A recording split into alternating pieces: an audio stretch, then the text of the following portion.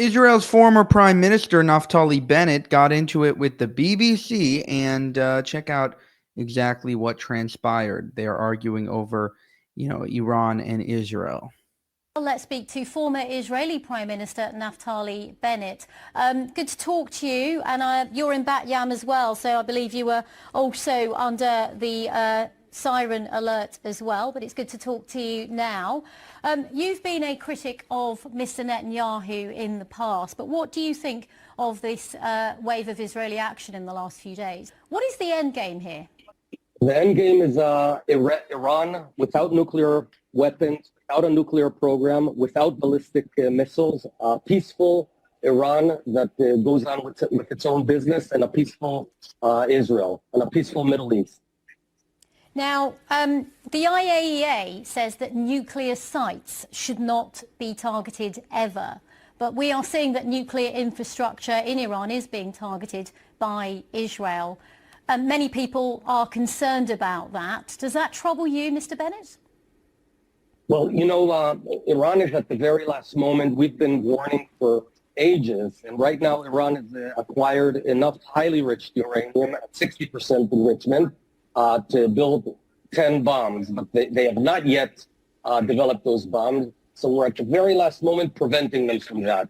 The world would be a nightmare, a nuclear nightmare, if Iran would be allowed to move forward, because right away Turkey would acquire nuclear weapons, Iraq, Egypt, the Saudis. You'd have the craziest region in the world, the Middle East, full of nuclear weapons. That would be a huge menace for the world. Israel's preventing it. We're doing the tough job. We're paying the price, but we understand that we have to do it. Otherwise, the world will be a much more dangerous place. Mr. Bennett, you say, as the IAEA said last week, that Iran is at 60% when it comes to enrichment. I want to just put to you what the US Director of National Intelligence said back in March. He said that US intelligence continues to assess that Iran is not building a nuclear weapon and that the Supreme Leader has not authorized the nuclear weapons program he suspended in 2003. I just want to get your thoughts on that. I'll tell you the facts. The facts are that Iran has built all the components to bake this cake, a nuclear weapon.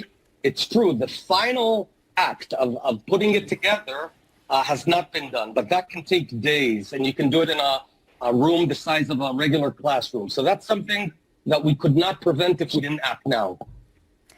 Mr. Bennett, there were meant to be talks, of course, today between Iran and the US to try and de-escalate this situation and come to some sort of agreement. Turkey has accused Benjamin Netanyahu of trying to sabotage the nuclear negotiation process. Should Israel have waited until these talks today to see what came out?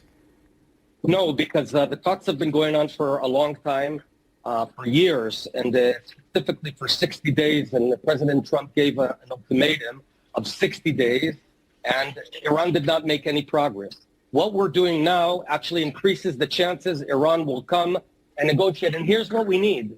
We want a deal also. We want a deal where Iran doesn't have nuclear weapons or the capacity to build them, and doesn't have ballistic missiles that can kill Israelis or Europeans or Americans. If, this is tantamount to the year 1938. Imagine Czechoslovakia, instead of agreeing to the Munich Accords, it would have attacked the Nazi regime and destroyed its programs.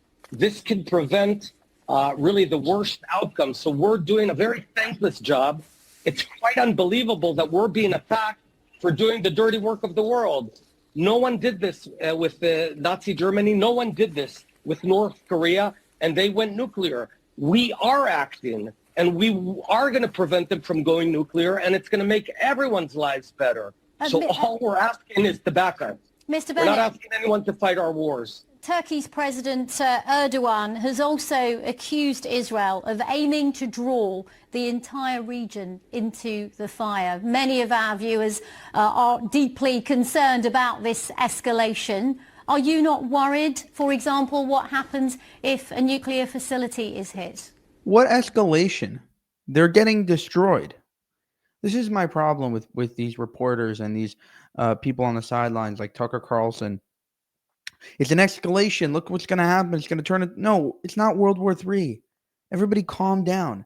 Israel's destroying Iran. Israel is about to create a new regime in Iran and take out this sick and sadistic and oppressive regime.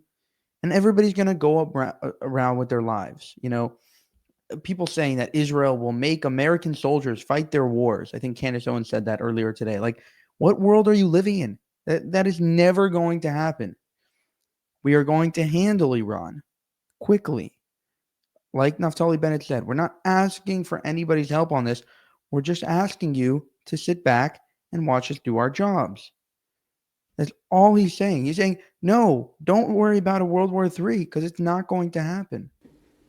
Quite the contrary. First of all, Erdogan, President Erdogan of Turkey, he's a nasty supporter of Muslim Brotherhood and Hamas. This guy has blood on his hands. He's a bad player. By no means should anyone look at him as a peaceful guy. He's part of the problem, not part of the solution. What we're doing is preventing from huge dispersion of nuclear weapons in the nastiest area in the world. If Israel didn't exist, you'd want to invent Israel to prevent it. So we're not asking the UK to go bomb Iran for us. We're doing it. We're not asking the UK to pay the price. We're paying the price. The Israeli public is paying the price to make the whole world a better and safer place. What we are asking is give us your back. Have our back. That's very little that we're asking, but certainly don't attack us when we're the ones paying the price to make the world safe. Okay, former Israeli Prime Minister Naftali Bennett, thank you very much for sharing your thoughts on the situation, and do stay safe where you are in Bet Yam. Thank you. Wow, another heated conversation on a British news network, at least based in Britain. And I think that this is so common for some reason that British news networks always attack their guests, always try to get into a debate with their guests instead of trying to inform their viewers. For more, subscribe to the channel. If you want to support us, you can go to buymeacoffee.com/JewishUncensored. You can also go to our channel memberships page and join there as well. Thank you for watching and have a good one.